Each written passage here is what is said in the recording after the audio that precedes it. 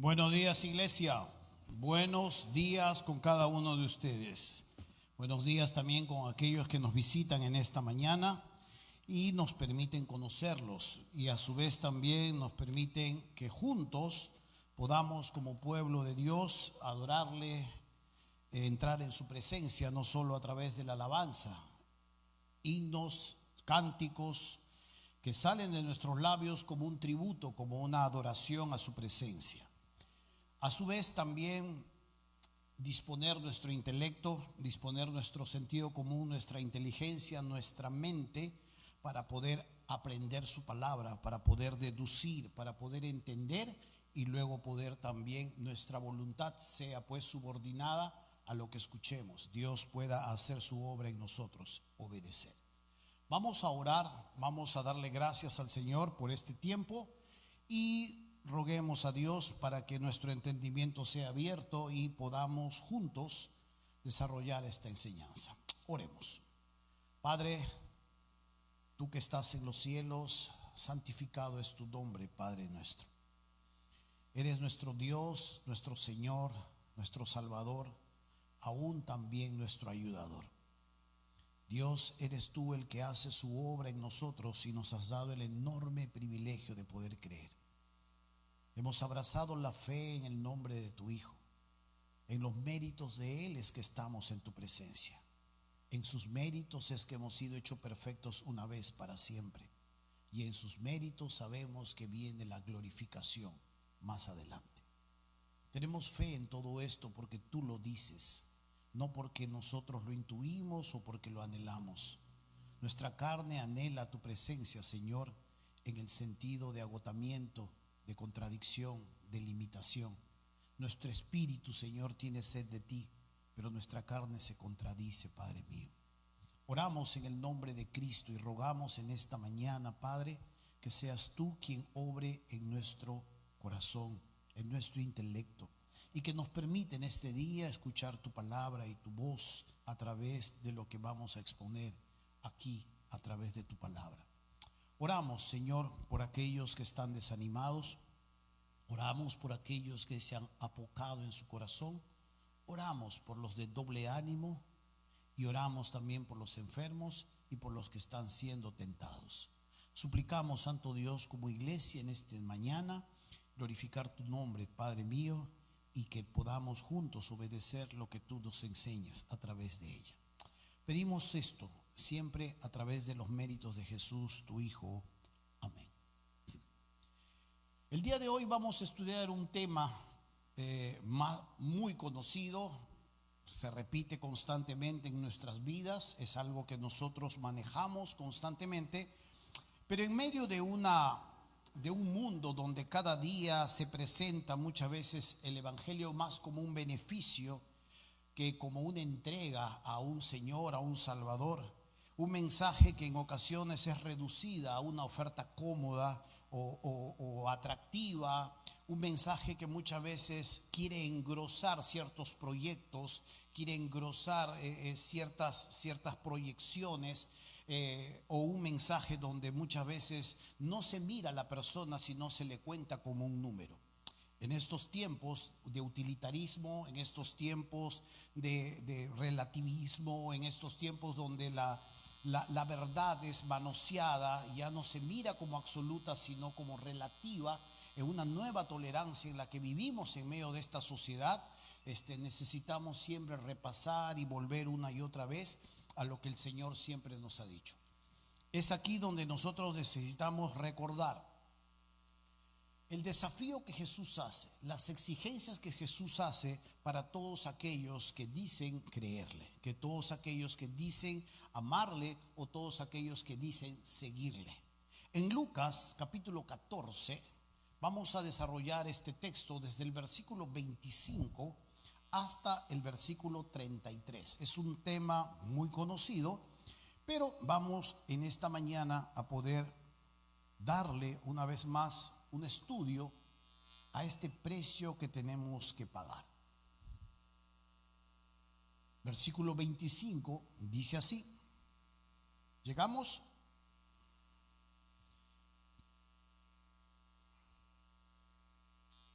Grandes multitudes iban con él, y volviéndose les dijo: si alguno viene a mí y no aborrece a su padre y madre y mujer e hijos y hermanos y hermanas y aún también su propia vida, no puede ser mi discípulo. Y el que no lleva su cruz y viene en pos de mí, no puede ser mi discípulo. Porque ¿quién de vosotros, queriendo edificar una torre, no se sienta primero y calcula los gastos, a ver si tiene lo que necesita para acabarla? No sea que después que haya puesto el cimiento y no pueda acabarla, todos los que lo vean comiencen a hacer burla de él, diciendo: este hombre comenzó a edificar y no pudo acabar. ¿O qué rey, al marchar a la guerra contra otro rey, no se sienta primero y considera si puede hacer frente con 10,000 al que viene contra él con 20,000? Y si no puede, cuando el otro está todavía lejos, le envía una embajada y le pide condiciones de paz. Así pues, cualquiera de vosotros que no renuncia a todo lo que posee, no puede ser mi discípulo. Es interesante ver cómo este texto a veces ha sido mal entendido a lo largo de la historia. Pareciera aquí que Jesús está llamándote a elegir entre el amor que tienes por los que tú amas, tu madre, tu padre, tus hijos, tu familia, o todo o nada. O los amas a ellos o me amas a mí. Pareciera que Jesús está llamando a que tú no tienes que aspirar en la vida, ni siquiera tienes que proyectarte. Cuando se toma de una manera extrema, de una manera en la que no se analiza, no se entiende mucho el contexto de lo que Jesús está diciendo, surgen falsas enseñanzas, surgen enseñanzas torcidas. Pero tenemos que ver que aquí Jesús, ¿a quién le está hablando? Jesús aquí no le habla a los discípulos. En el capítulo 5 de Mateo, cuando nosotros miramos el Sermón del Monte, él, volviéndose hacia los discípulos, le habla a ellos. Le habla a ellos, a todos aquellos que están siguiéndole. Están las grandes multitudes ahí en la llanura. Él sube un poco más hacia las partes altas del monte y de allí empieza a hablarle a sus discípulos. Toda la masa humana que está allí no son el enfoque de su enseñanza. Sin embargo, en este momento no está refiriéndose a los 12, sino a todas las multitudes que están yendo con él. En el versículo 25 habla de las grandes multitudes que iban con él, y ahora él se vuelve hacia ellos, se voltea hacia ellos e inicia un diálogo o inicia una enseñanza hacia ellos. Cuando vemos aquí estas multitudes, Jesús está hablando con ellas, voltea hacia ellos y va a darles estos desafíos o estas exigencias que podríamos llamar nosotros para todo aquel que quiere viajar a su lado. Pareciera que los discípulos están con él, están siguiéndole estas multitudes, pero no son personas. El Reina Valera no está usando una palabra de compromiso, sino una palabra de viajar juntos. No están yendo porque lo quieren seguir, están yendo porque son compañeros de viaje. Algunos tienen agendas muy particulares, otros tienen algunos enfermos que presentarles, otros están desempleados. Cuando uno entiende un poco el contexto de los tiempos de Jesús, estaban agobiados por los impuestos de los romanos y ya ellos ni siquiera tenían. Algunos huían hacia el desierto porque no podían pagar los impuestos, no podían cubrir con las exigencias que se daban en cuanto a la producción de la tierra, y preferían abandonar sus campos e irse. Eso explica por qué muchos hombres habían ahí siguiendo a Jesús. ¿Qué hacían algunos hombres, como 4,000, siguiéndole al maestro? Simple y llanamente estaban desempleados. Cuando en ese momento debían estar haciendo otras cosas, muchas de estas personas estaban con el maestro. Y estas multitudes están yendo cada uno con su dolor, están yendo cada uno con su interés, está yendo cada uno con su propia perspectiva o su agenda particular. Y se nos muestra que Jesús voltea hacia ellos y los desafía. Esto más es un desafío, porque pareciera que Jesús está desanimando a lo largo del camino a estas personas que van con él. Y es cierto, hay muchos autoimpulsados que en un momento a otro quieren ir con el maestro, y el maestro le dice: las zorras tienen sus guaridas, Las aves del cielo tienen su nido, pero el Hijo del Hombre no tiene dónde recostar su cabeza. Eran personas muy pudientes que no estaban calculando el costo. Otras personas que estaban pidiéndole al maestro: deja que primero mi padre muera, yo me llene los bolsillos y luego voy contigo. No tenían muy claro exactamente qué es lo que querían y qué es lo que buscaban en Jesús. Sin embargo, Jesús continuamente está desafiando a estas personas y está desanimando a aquellos que no tienen la perspectiva correcta en cuanto a su propia vida o en cuanto a su persona. Es interesante también ver aquí algunas de las verdades que se nos muestran en las Escrituras acerca de lo que eran estas personas que le seguían. Estas personas no eran aprendices, estas personas eran curiosos o estas personas tenían otro tipo de interés, pero no eran aprendices. Cuando uno mira aquí la palabra discípulo, en la palabra es un matetes, es un aprendiz. En el idioma griego antiguo era un comprometido, una persona comprometida con el aprendizaje.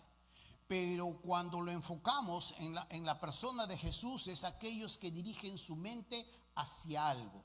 Esto habla de enfoque. Y esto es lo que Jesús está hablando. Está buscando en las personas el enfoque adecuado en cuanto a su existencia, el enfoque adecuado en cuanto a sus relaciones, el enfoque adecuado en cuanto a su propia valía, el enfoque adecuado en cuanto a su propia expansión personal. Y es interesante cuando uno mira este texto que se va a dar cuenta que esta palabra discípulos se usa mucho aquí en los evangelios. En los 4 evangelios usted no encuentra, ocasionalmente va a encontrar la palabra en Jesús eclesía, la iglesia, pero no va a encontrar de ningún modo la palabra cristiano. La palabra cristiano, esta palabra discípulo, va a evolucionar a lo largo del desarrollo de la iglesia y en su debido momento exclusivamente va a nacer la palabra cristiano en la iglesia de Antioquía, una iglesia abierta hacia el mundo, una iglesia abierta hacia los gentiles. Y allí se le va a llamar por primera vez a los discípulos cristianos. Normalmente a un discípulo se le confunde con una persona que está mucho más consagrada, a una persona que de alguna manera ha dejado atrás y se ha ido con el maestro y ha traspasado fronteras y ha dedicado su vida para el Señor con todo lo que Él es, con su economía, con su intelecto, con su propia vida. Pero la palabra clara de discípulo es alguien que está con el maestro. Todo hijo de Dios, todo cristiano es un discípulo. Cuando tú te presentas como un cristiano, simple y llanamente, antes de llamarte cristiano, tú eras llamado discípulo de Jesús. La palabra evoluciona.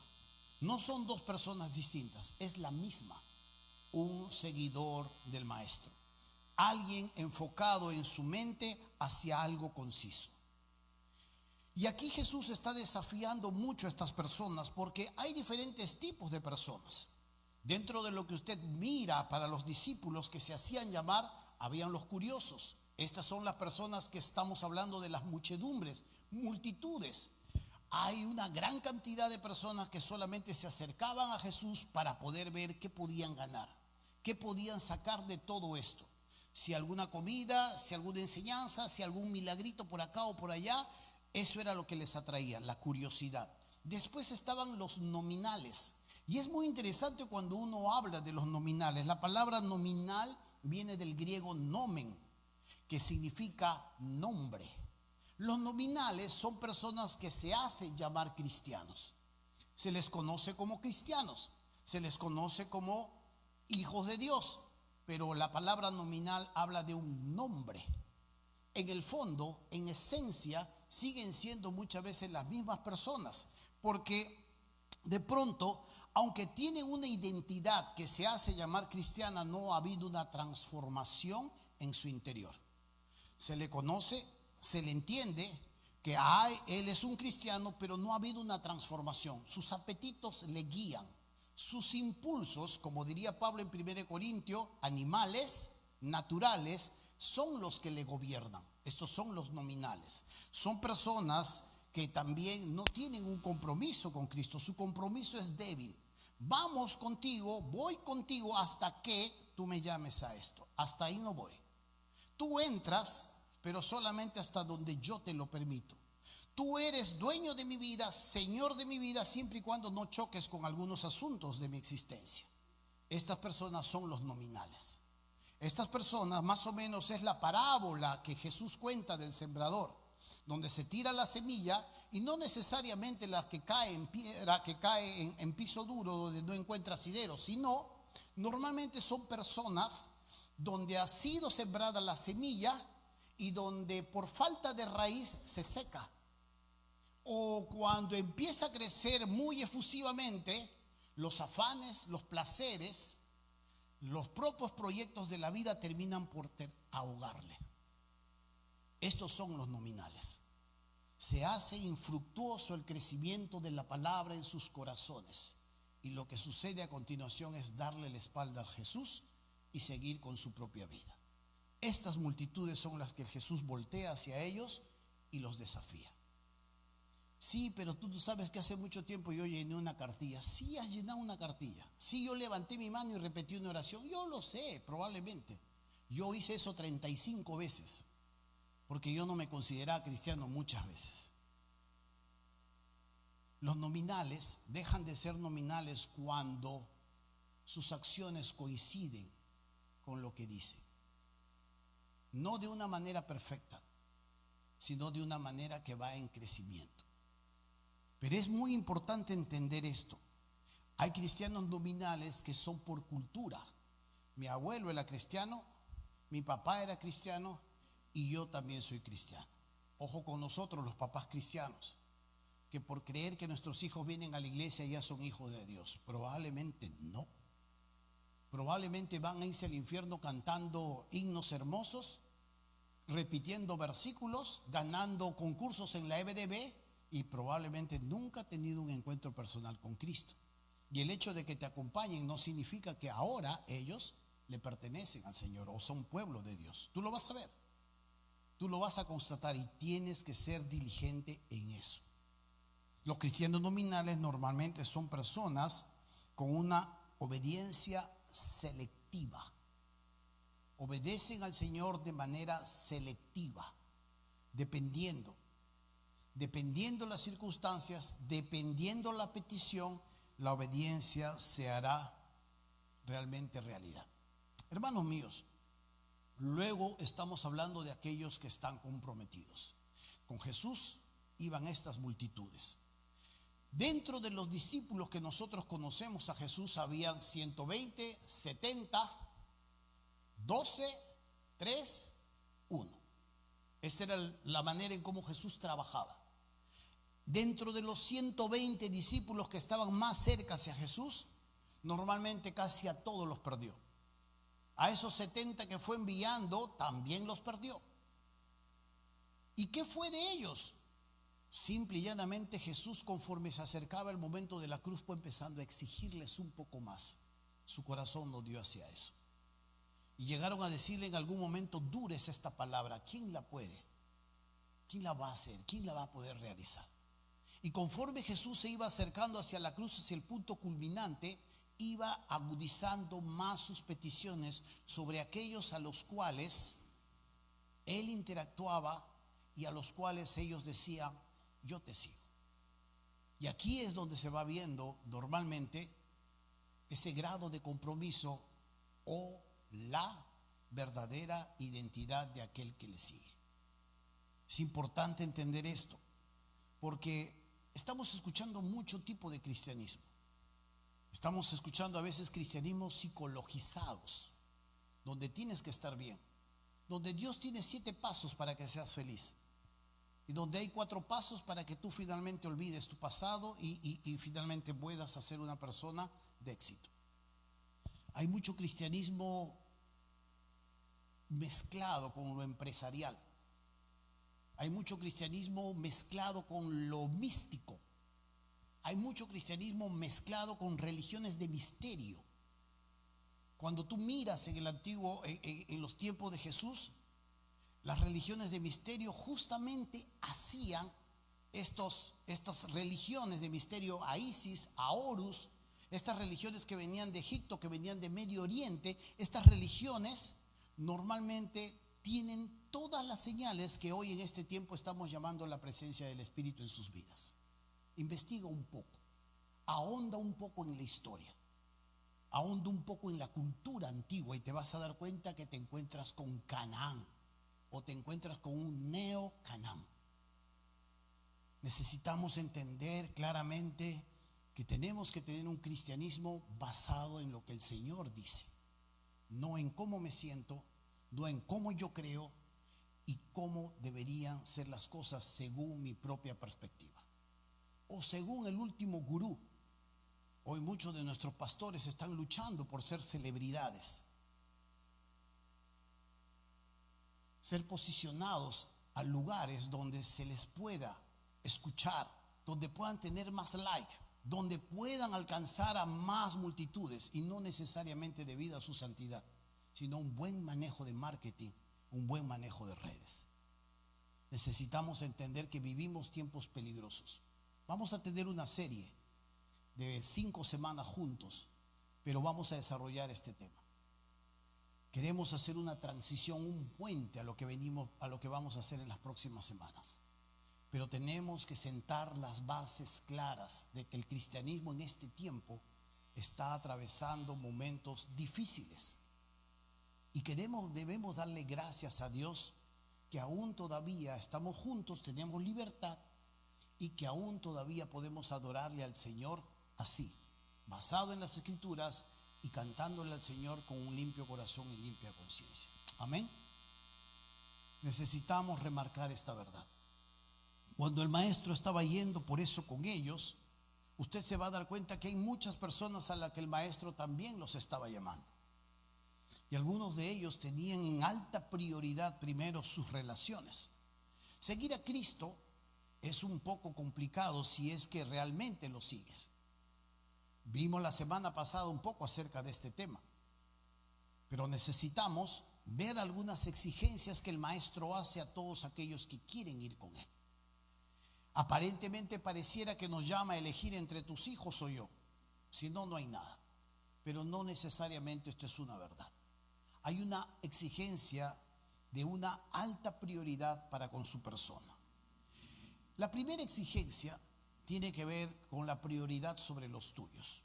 Versículo 26 dice: si alguno viene a mí y no aborrece a su padre y madre y mujer e hijos y hermanos y hermanas y aún también su propia vida, no puede ser mi discípulo.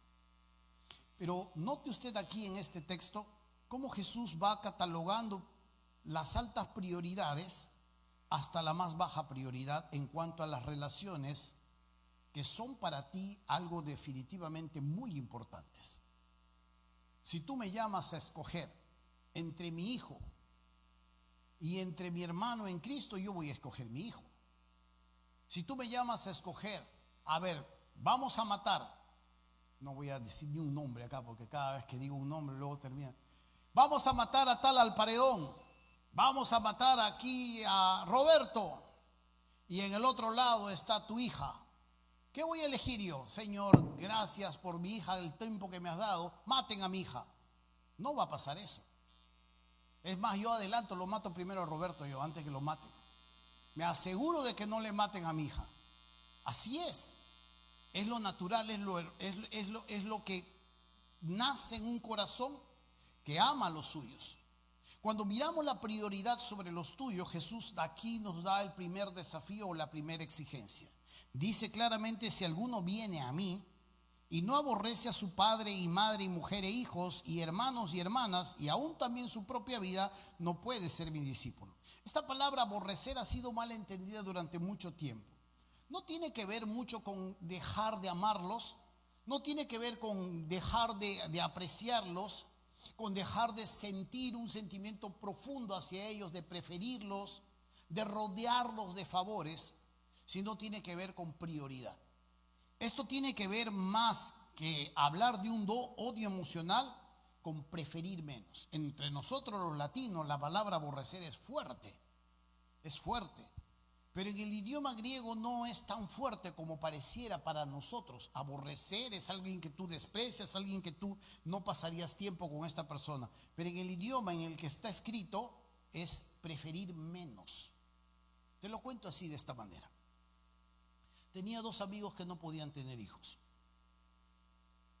Cuando me buscaron, me pidieron las direcciones de un médico que de pronto era de la familia y que había hecho muchas cosas en la familia y mi familia había podido tener, mis hermanas habían podido tener sus hijos.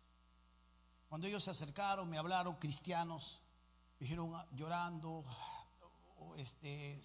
ayúdanos a orar. Primero oramos y todo, y después se enteraron de este médico, y yo los mandé a ese médico, y de pronto, después, pasado un tiempo, salió embarazada. Fue hermoso poder ver que estaba embarazada ahora, y ahora con su hijo en el vientre. Era una mamá muy orgullosa, algo que anhelaba completamente, ser una madre. El dolor pasó, el niño creció, pero el problema es que ella empezó a alejarse, empezó a dejar de venir. Cuando la encontré y le busqué, le dije: ¿qué ha pasado? Me están diciendo que ya no estás congregando, me están diciendo que has abandonado tus clases de discipulado, me están diciendo que ya ni siquiera vas a tus células. En esa iglesia habían células. Sí, me dijo, es que la verdad hace mucho frío y la verdad es que mi hijo se resfría. Yo le digo: ¿tu bendición? Sí, claro, mi bendición. Siguió avanzando los tiempos, salió nuevamente embarazada, pero ahora sí dejó de asistir completamente a la iglesia. Cuando la volví a encontrar, a ella y a su esposo, le dije: ¿qué ha pasado? No, es que hay mucha distancia. Mis hijos les hace mal, estamos pensando cambiarnos de distrito porque el polvo les malogra la nariz y esto y lo otro. Y le digo: ¿puedo creer lo que estás diciéndome? Le digo: ¿en qué momento has sacado a Jesús de tu vida y has puesto a tus hijos como Dios? ¿En qué momento su salud, su prioridad, toda su comodidad, su bienestar ha terminado siendo el ídolo que tú tienes que rendirle el tributo y sacar al que te ha bendecido? ¿Te has dado cuenta que estás adorando a la bendición antes que al que te ha bendecido, al bendito? Sí, me dijo. Se puso a llorar, pero sus sentimientos eran mucho más profundos por lo que ella tenía que por el maestro. La última vez que nos hemos podido encontrar, ella no ha vuelto a levantar.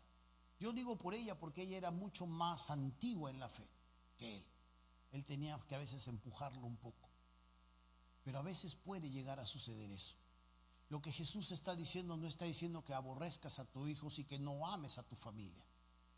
Está diciendo que tienes que preferir menos a ellos que a Él. De Él depende tu familia, de Él depende tu vida, de Él depende tu economía, de Él depende tu existencia. Cuando trastocamos eso y sacamos a Él, estamos poniendo en riesgo mucho de lo que somos y mucho de lo que va a pasar en nuestras vidas. De Él depende todo ello.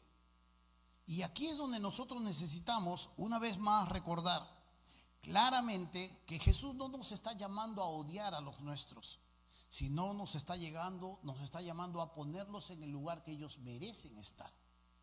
No está llamando a amarlos menos, está llamando a que tú los ames, pero no pueden estar sobre Él. No pueden estar sobre Él. La segunda exigencia que el maestro nos hace es nuestra propia vida. Aquí hablamos de nuestros impulsos, aquí hablamos de nuestras preferencias, aquí hablamos acerca de lo que nosotros somos.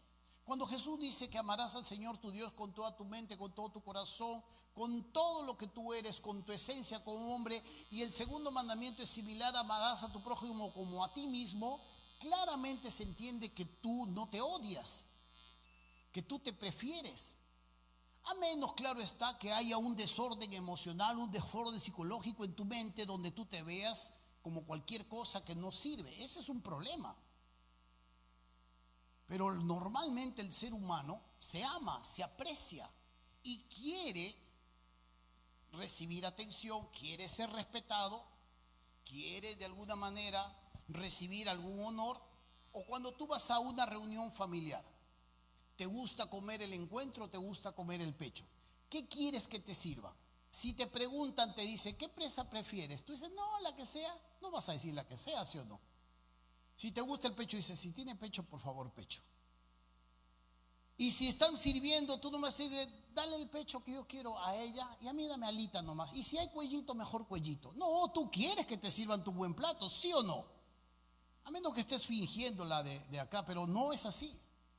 Hablando rápidamente y hablando claramente, preferimos lo mejor para nosotros. Queremos que se nos respete, queremos que se nos atienda, queremos que de alguna manera se nos escuche, queremos que se nos trate bien. Y esto no está mal. El problema es cuando esto desborda. El problema acá está en que cuando nuestros impulsos nos gobiernan, cuando nuestras preferencias, cuando de pronto, cuando empieza a crecer esta semilla que ha sido sembrada entre espinos, los placeres, las riquezas, los afanes, las preocupaciones empiezan a ganar nuestros sentidos, ahogan todo ello. Ahogan nuestra perspectiva, ahogan nuestro discipulado, ahogan nuestra identidad. Y Jesús nos llama a poner esto en un lugar adecuado y a Él en el lugar que tiene que estar. Este es lo segundo que pide. Lo tercero que podemos ver es la prioridad en tu identidad pública y privada. Es aquí donde nos lleva al versículo 27. Y el que no lleva su cruz, dice, y viene en pos de mí, no puede ser mi discípulo. Normalmente la cruz se estaba viendo o se ve a veces de una manera un poco deforme en cuanto al martirio. Dios no nos está llamando a ir a buscar un martirio. Cuando tú miras al apóstol Pablo y miras en el libro de los Hechos, el apóstol Pablo de pronto por Jesús no agarraba y salía a la sinagoga, a ver, péguenme, a ver, sacrifíquenme a mí, háganme lo que... No, cuando él tenía para huir, huía. Ahí en Damasco, cuando le habían puesto guardia por todos lados, lo bajaron por un canasto. A veces se le entiende como el que estaba buscando problemas y a ver que lo maten y lo maten, igual me voy con el Señor. No, cuando tenía que huir, huía. Y cuando tenía que ser atrapado, lo atrapaba. No está hablando de martirio. No está hablando de un sacrificio donde doy todo mi cuerpo, toda mi carne, toda mi sangre para ser sacrificado en pos de Cristo. Está hablando de una vida equilibrada. Pero sobre todo cuando estamos hablando de la cruz, está hablando con identificación. No está hablando de cargar una cruz a lo largo de un camino para llevarla a un cerro y haber hecho tu sacrificio a Dios. Está hablando de identificación. Así como al maestro lo crucificaron, así de la misma manera tú te identificas con él públicamente y privadamente. Tu vida coincide. Tu vida tiene una transparencia en la que tus hijos, en la que tu esposa, en la que tus vecinos puedan decir, Él es el mismo. La cruz se ve tanto en su casa como se ve también en el barrio. De esto habla. Esta es la exigencia de alta prioridad. Y es aquí donde necesitamos recordar, porque esto ustedes ya lo saben, esto ustedes ya lo manejan. Esto es un texto que continuamente se nos ha enseñado a lo largo de nuestra vida. Y este es un texto que nos enseña a ver claramente las exigencias que el maestro hace para con aquellos que quieren ir con él. Una de las últimas exigencias tiene que ver con el cálculo que tú tienes que hacer. Hay dos ejemplos que se nos muestra acá. La construcción de una torre y la guerra a la que podemos ir al enfrentar algo desigual. Jesús dice, ¿quién que queriendo construir una torre no se sienta primero, calcula los gastos? No sea que construyéndola de pronto se queda a medias y sea burla de los demás. O quién que sale a una guerra con 10,000 y se da cuenta que el que viene con 20,000, no hace un alto y sabiendo que va a ser derrotado va primero y pide condiciones de paz. Se nos llama a calcular, se nos llama a sopesar las consecuencias. Y esto es lo que estaba hablando con las multitudes. Ustedes son la iglesia del Señor. Todos ustedes son discípulos de Cristo. Amén. ¿Hay alguno que no es hijo de Dios acá? No lo sé. ¿Hay algún nominal? Por favor, levante su mano, un nominal. Tampoco lo sabemos. Tampoco vamos a levantarse. Pero lo que necesitamos es esto. ya nosotros somos matetes. No hace falta que cruces la frontera. Dios llama a algunos hombres y mujeres a ir, a dejarlo todo, a comprometerse con todo, a ir. Pero nosotros estamos yendo. Ser un misionero, ser un representante, ser un embajador, ser sal y luz no es algo que elegimos, es algo que está dentro de nuestra identidad.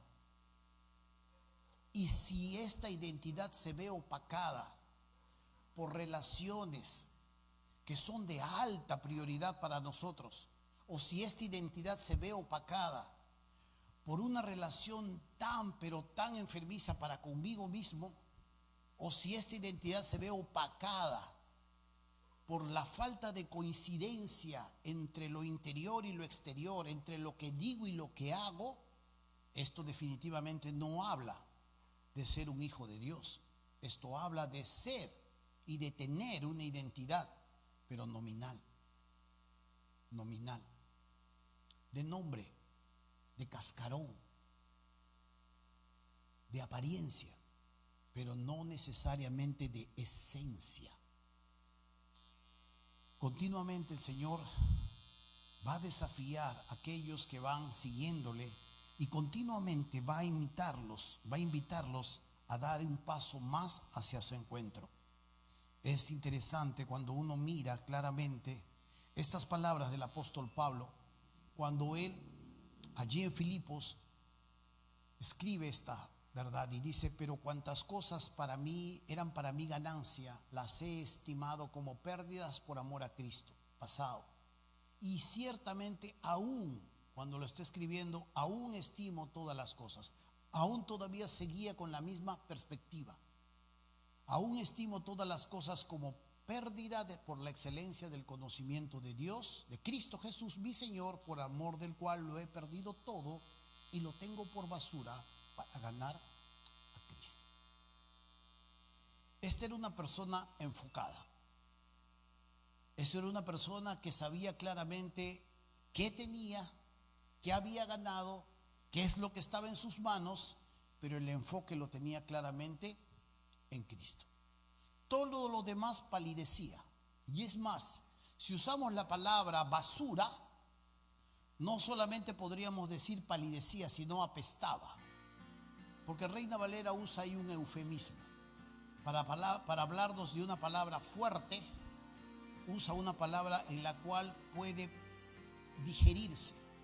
La palabra ahí en lugar de basura es estiércol, excremento. Y cuando Pablo habla de todo lo logrado, de todo lo que ha llegado, de todas las cosas que ha tenido, él las compara solamente, por más grandiosas que han sido, las sitúa en su lugar y no las estima más allá de quien debe ser estimado. Esta es la óptica adecuada. Las exigencias que hace el maestro no se las hace a cualquiera. Si usted y yo somos hijos de Dios y hemos sido sellados por su Espíritu, estamos capacitados para amarle, para seguirle. Y vamos en diferentes estadios rumbo hacia la glorificación. Pero tenemos que recordar esto. Hay una alta prioridad sobre su persona, más allá de los nuestros, más allá de mi propio ser, más allá de mis preferencias, más allá de mis propios apetitos, más allá de aquellas cosas que de alguna u otra manera me prometen bienestar, me prometen paz, me prometen realización. Somos pasajeros, rumbo hacia una eternidad para habitar constantemente por toda la eternidad frente a aquel que de alguna manera ha pagado nuestros pecados, nos ha sellado y nos llama constantemente hacia su presencia. Que Dios nos permita refrescar esto en nuestros corazones. Sé que muchos de ustedes cada día van creciendo, van avanzando. Sé que también algunos de ustedes necesitan refrescar constantemente esto. Nuestro corazón, recuerde, es una máquina de ídolos. Si sacas a Cristo, no es que se va a quedar vacía, va a ser reemplazado por otra persona, va a ser reemplazado por una cosa, va a ser reemplazado por un trabajo, va a ser reemplazado por un dinero, va a ser reemplazado por un sueño. Nuestra máquina no se queda vacía. Siempre busca algo para reemplazar. No saques al Señor. No lo saques. Déjale en el lugar donde debe estar. Ama a los tuyos. Ama. Trabaja. Esfuérzate. Avanza. Crece. Aspira. Pero deja al Señor donde debe estar. Si sacas del lugar al Señor, todo eso se vuelve de cabeza. Amén. Que Dios los bendiga y los acompañe en este tiempo. Oremos. Padre nuestro, damos gracias en el nombre de Cristo. Damos gracias, Señor, por este momento que nos das. Gracias por tus verdades. Gracias por todo lo que tú nos muestras y nos guías. Y rogamos en este día, Señor, por esta enseñanza base de nuestra identidad. Recordar las palabras en las cuales tú invitaste a personas a venir a tu banquete. Algunos de ellos prefirieron sus bueyes y llegaron a negar tu invitación. Algunos de ellos prefirieron sus heredades, sus terrenos y rechazaron tu invitación. Algunos de ellos, Señor, prefirieron, mi Dios, sus relaciones personales y rechazaron tu invitación. Hoy en este día, Santo Dios, nosotros que hemos creído afirmamos una vez más nuestro compromiso con tu persona. Y oro, Santo Dios, por aquellos que aún todavía no te conocen. Si hoy en esta mañana o en este día usted aún todavía no ha iniciado una relación con Cristo, hoy es un buen momento. Hoy es un buen momento para invitar a Jesús a tu corazón, para pedir perdón por tus pecados, para pedir perdón por las maldades y para poder pedir al Señor que limpie todo ello y nos convierta en nuevas criaturas. Pedir de su Espíritu, pedir que Él sea el Señor de nuestras vidas. Hoy es un buen tiempo. ¿Hay alguien en esta mañana? Yo quiero tener un encuentro con Cristo. Yo quiero tener un encuentro con Jesús. ¿Hay alguien aquí? Si usted quiere dar ese paso, puede levantar su mano un momento, puede volverla a bajar y yo terminaré orando.